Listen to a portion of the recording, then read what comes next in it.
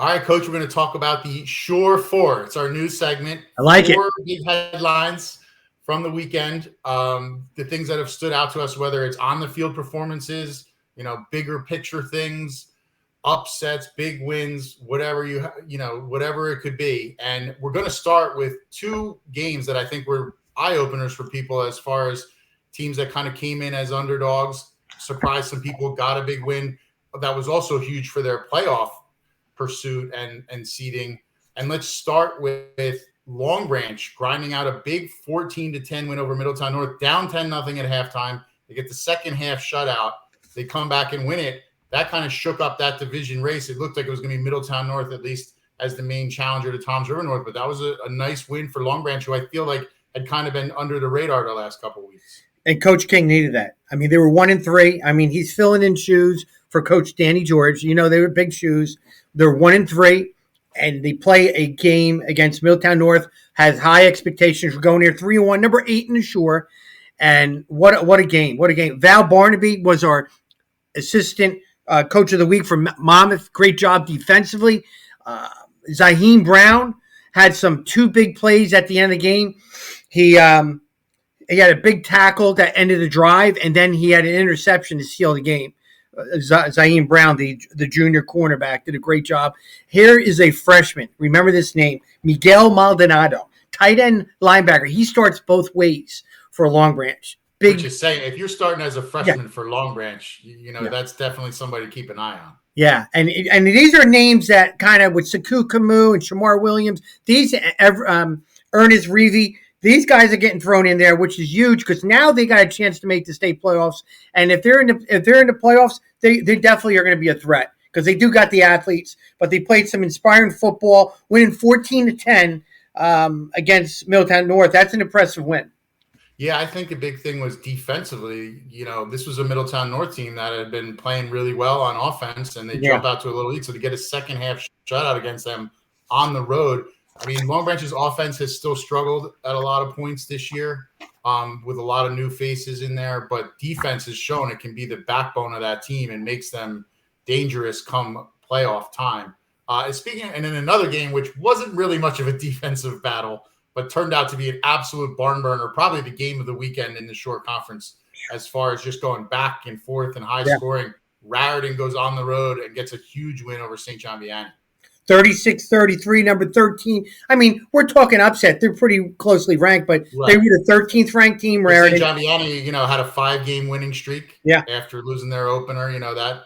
I mean, and what was obviously the big difference for Raritan wasn't necessarily the offense or the defense. It was kick returns. Kieran Falzone returned one, and Danny Carey returned another one, his second for the season, the 95-yarder. So when you get 2 kick return touchdowns like that, just changes the whole turnout of the football game. So they're playing good football right now, Raritan, and I don't see them losing going into the stretch run in the playoffs. Right. I mean, they look like they can be 6-2, a good chance to be 6-2 going into the postseason. I just thought that was a big one because Raritan had hit a tough stretch of their schedule. They had lost a couple in a row. Offensively, they had been struggling a little bit, but they exploded in this game. And I think that, not only is that a huge win because you get the multiplier and you get a win over a team with 5 victories that, you just confidence-wise, I feel like going into as you start to get your playoff push going, I feel like that was big. Scott, not just a multiplier. You get a multiplier regardless if you win or lose. If you lose, though, you get a lesser multiplier. Then they get the winning multiplier, which is huge. That's going to vault them to maybe a number 2 seed. I don't think they'll be a number 1 seed, but they're definitely going to hopefully get 2 home games if they kind of keep everything going in the right direction right there. But that was a huge win, and I know Coach Petruzzi doesn't like to hear the word upset because at Raritan, who are we to be upset? But they just have that. You know what though? That's Raritan's favorite spot to be in when they're kind of the underdog. They're written off a little bit. People are talking about the other team a lot. That's when they love to come in and kind of shock people a little bit. And again, not a stunning upset, like two pretty evenly matched teams, especially like even in our rankings, not that far apart. I think it was just more that Vianney had been playing so great up to that point, and they still played great in this game. They scored 33 points. Yeah. But the other thing is the Vianney defense had gotten a couple shutouts. They had limited Marlboro. So for Raritan to have that kind of performance against a really solid unit I think that was just a great confidence booster in addition to being a great win. They were playing some inspiring football with their leader Aaron Van Treese out too. So they were playing for a cause while and also winning. So they did get beat by a pretty good Raritan football team, and that's gonna, I think, have a chance to contend for the sectional championship. They really don't. Right, and unfortunately, our number 2 item is somewhat connected to Aaron Van Treese's injury in that Keyport. We're sending out thoughts and prayers to their senior linebacker, Logan Blanks, who the coaching staff said in a note that suffered a severe neck and spinal injury in their game against Lakewood, was taken to Jersey Shore Medical Center, underwent extensive multi-hour long surgeries. The doctors, the good thing is it apparently sounds like he's on the path to full recovery. Right. They say he has feeling, movement, and sensation in his limbs.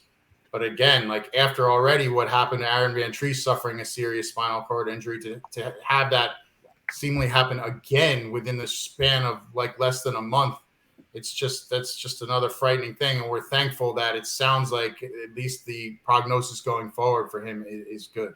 Yeah, I mean, it's scary for everybody, all parties involved. I'm getting sick of talking about something like this every week of somebody else happening. They're just freak injuries that happen. Our thoughts and prayers, like you said, are out to the whole Keyport community, especially the Blanks family. Wishing them the best. And we only know what we're being told too. So we don't know any other information out there with the privacy and all that stuff too. But we are hearing positive stuff. Hopefully, it's just unfortunate that you feel like you're holding your breath now after when you're hearing all the results of every weekend. Like, hopefully everybody made it through unscathed and no major injuries now that this has happened for a second time. And it's amazing how far and wide the story of Aaron Van Treese and, everything he's gone through and everything his family has gone through and how he's continued to fight has reached such a massive audience, even to the point where this week Tom Brady recorded a message of support for Aaron that he put on Twitter. That was amazing to see. Even as a Jets fan who has terrible memories and thoughts of Tom Brady, I'm really, gratified to see him doing that. It was a really amazing gesture, and I, hope that lifted Aaron's spirits. But yeah, it's amazing to see how large and wide the football community is. That even a high school player in New Jersey, his story can reach the top of the NFL. I think it's amazing that how much of a network we have here in the Shore Conference that we could reach out to a guy like Tom Brady and him kind of, respond to one of our messages too. Right. So that's pretty cool too. But yeah, our prayers are still with Aaron. He's got a long recovery, but he seems to be going, positive. He's giving everybody those positive thoughts.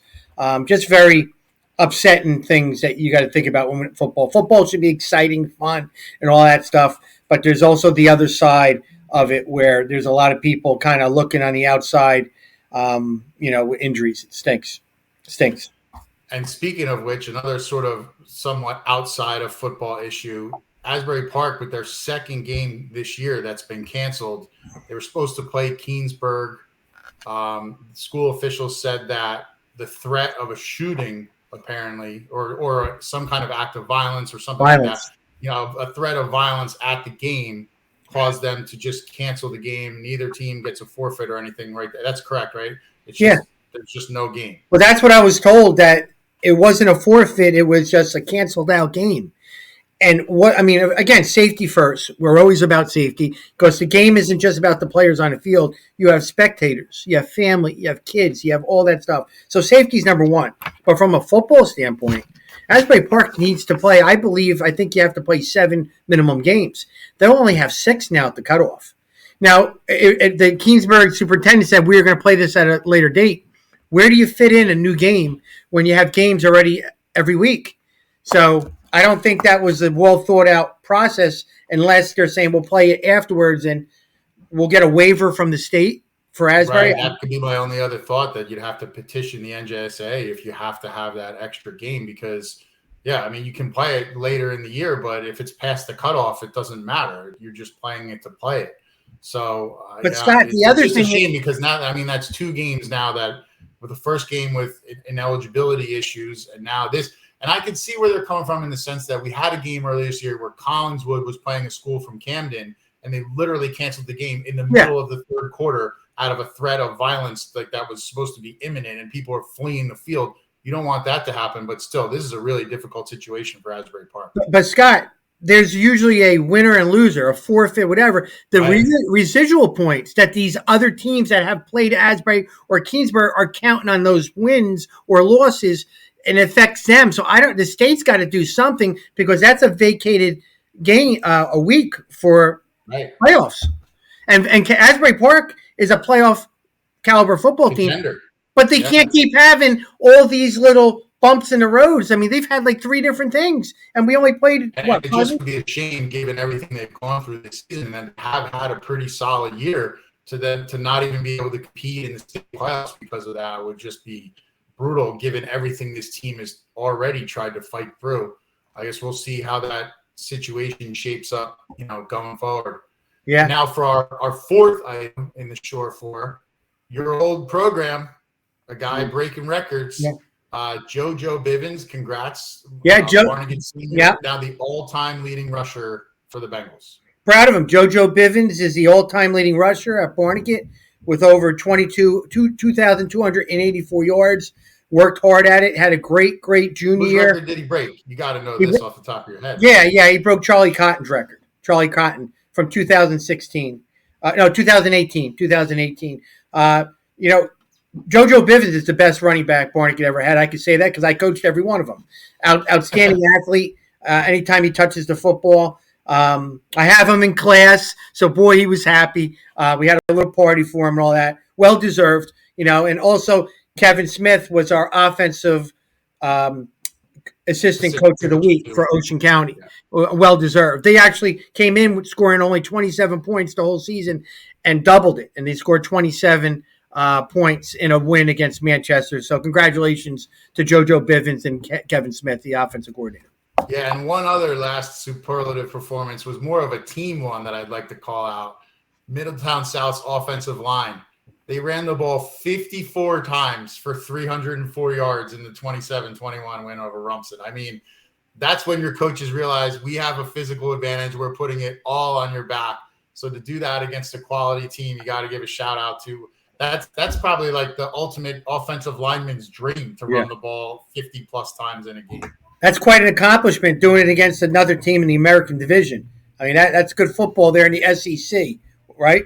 So Congratulations to Middletown South. They're rolling. They're doing it quietly too, but they're rolling. And before you know it, they'll probably be a 1 seed in the Group 4 brackets, either South or Central Jersey. And Coach Antonucci, we don't expect anything different from him.